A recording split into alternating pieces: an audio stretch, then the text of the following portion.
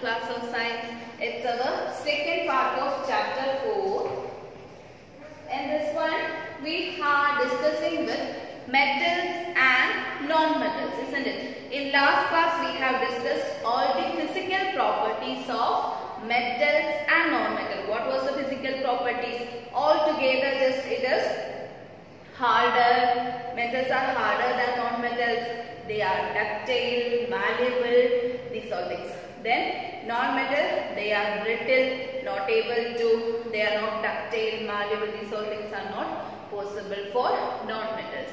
But non-metals are also very important as if oxygen it is. We know that how it is very important to us, then it is a non-metal.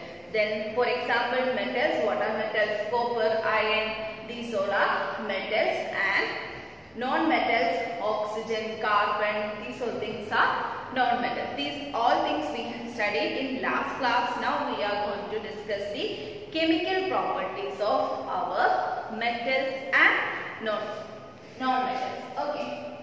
Chemical properties of metals and non-metals, and in that reaction with oxygen. That is the first thing we are going to study. We know that when we deal with the chemical properties, it only studies about all the reactions, isn't it? Reaction with oxygen, reaction with water, reaction with acid, reaction with alkali. These are things we are going to study. Then now first of all we are going to discuss what is the reaction with oxygen and the metals and non-metals.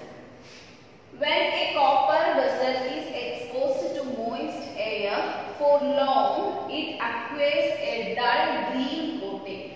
The green material is a mixture of copper hydroxide, CuOH twice, and copper carbonate, CuCO3. Then what this is that you know that in our homes we are having copper material, silver material, these all things are there. Copper is a metal, and when we are using this copper material without polishing each day, without washing each day, just we are placed it on as in showcase, and we are not even looking after for it for few years.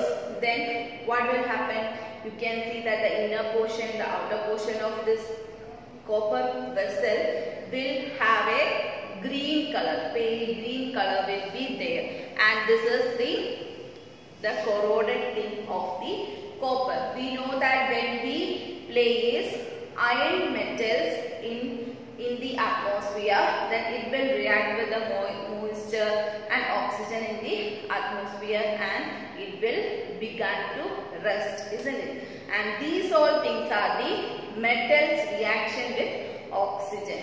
Okay, now here we have discussed the reaction with the copper. You have seen the Statue of Liberty, isn't it? Then at the time when it was made, that is in 1886, it was in the copper. It was actually copper, then it was in the color of the copper itself. Then after today right now, it seems to be a greenish colored statue, and it is the difference, that is it is present in the atmosphere, and oxygen in the atmosphere react with the copper, and this green thing is attached on that statue. Okay, then you can see that this is without use being rusted like this. These are the reaction of iron with oxygen and water. This process is known as rusting, isn't it?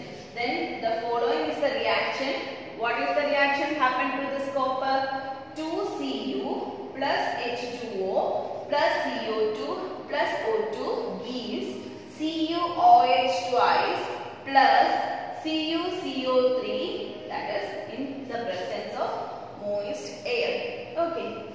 Then next portion, burning spoon, magnesium ribbon.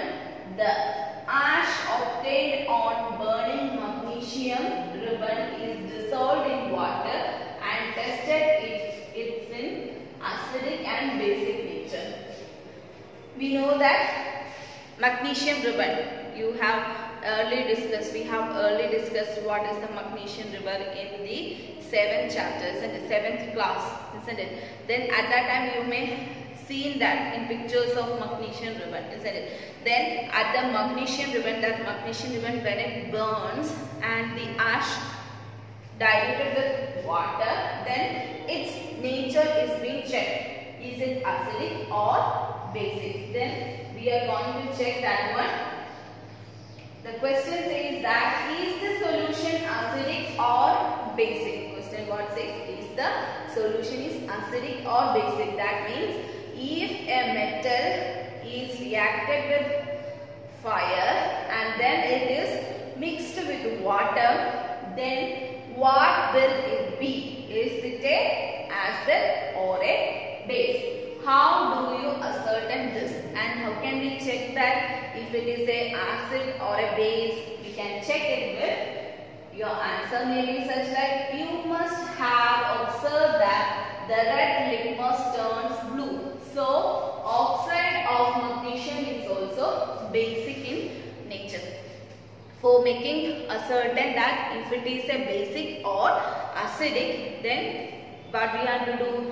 We want to take a red litmus paper and then we want to dip it in that solution. This is the solution. Then we are going to dip it in the solution. Then you can see that a blue color on that red litmus paper. It means that red litmus turns blue. So oxide of magnesium is also basic in nature. It is in basic in nature. That means it is not acid. It is having alkali content. That is basic. In general, metallic oxides are basic in nature. That means when metals react with oxygen, that becomes metallic oxides, and that metallic oxides are basic in nature. This is the thing we want to study. First one, we said study that when the metal is reacted with the oxygen, you can see in this one, isn't it? Copper or iron, when reacted with oxygen, the iron will produce a brown color rust thing. That is the corroded thing, isn't it? Then copper will produce a green color thing. That is also the corroded thing, isn't it? Then these are all the brown thing and the green thing. Brown thing from the iron and green thing from the copper. These are all oxides of this metal. That means metal oxides. Then these metal oxides, what we are doing? Metal oxides are basic in nature. When they react with water, we can check that they are basic in nature. Why? Because the red litmus paper turned to blue. Hope you understood the portion. Then reaction of non-metals with oxygen. Now we have studied how these metals are reacting with oxygen. Now we are going to study, metals are reacting with oxygen and then non-metals are reacting with oxygen. The reaction of sulfur and oxygen is sulfur dioxide gas. When the sulfur and oxygen react together, then it becomes sulfur dioxide gas. Sulfur is a non-metal, you know that, isn't it? When sulfur dioxide is dissolved in water, sulfurous acid is formed. When sulfur dioxide is dissolved in water, then what will it become? It will form sulfurous acid. It forms sulfurous acid. Then how this litmus paper will change? We will check that. This reaction is as follows. The reaction can be given as follows. Sulfur dioxide SO2 plus, that means sulfur reacted with oxygen became to form sulfur dioxide. This is non-metallic oxide. Plus water. Water is H2O. Dono react together to form acid that has the name H2SO3. That is H2SO3. Then the sulfurous acid turns blue litmus paper to red. What it means? What was the earlier process for the basic nature? The red litmus paper turned to blue. Here what occurs? The blue litmus paper turned to red. Then generally oxides of non-metals are acidic in nature. Then from this one we can understand that the nature of sulfur, that means it is a non-metal. From today we have discussed two things. First one, what is a non-metals chemical properties. What are non-metals chemical properties? For that we should study reaction with oxygen, reaction with water, reaction with the acid, base. These are things we want to study, isn't it? Then for first we have studied the metal reacting with oxides. Metal reacts with oxides to form metallic oxides. And what? Then next we studied the property of this metallic oxide. It is a basic nature. How we have studied that? When we dip the litmus paper in this solution, the red litmus paper turned to blue. That means it is a basic nature. Then next we have studied non-metal react with oxygen. The non-metal react with oxygen, it turns to acid. How we can check that? A blue litmus paper turns to red. Then it seems that it is a acidic nature. Then these are things we have discussed.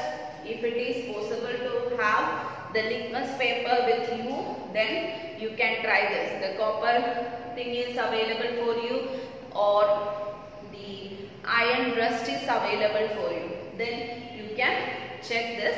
Then hope you understood the portion. It is very important. You may be studying these all equations for the first time. Then you by heart this one as examples. These all